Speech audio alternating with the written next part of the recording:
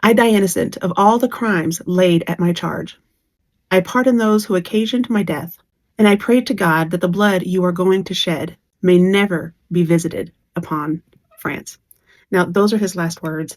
Now, the reason we know this minute by minute, log is that in that last 24 hours, in his last days, especially the morning of the execution, there were scribes that were, documenting everything, what he wore, the color. He was wearing gray trousers and his silk stocking. I mean, they wrote everything down. They knew this was a momentous thing that was about to happen, and they wrote everything down. So that's why we know the exact time and the date.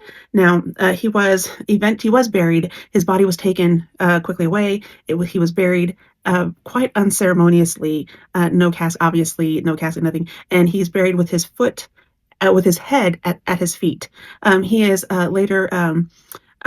Reburied. His brother finds him, buries him and Marie Antoinette together, gives him a proper burial, and he is uh,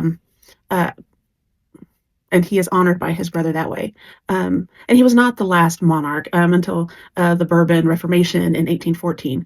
So it was when you read the last minutes of his life and reading them, it's a very somber and sad and emotional time. I mean, it is, but it did fill me with a sense of anxiety for him. So anyway, viva la Révolution.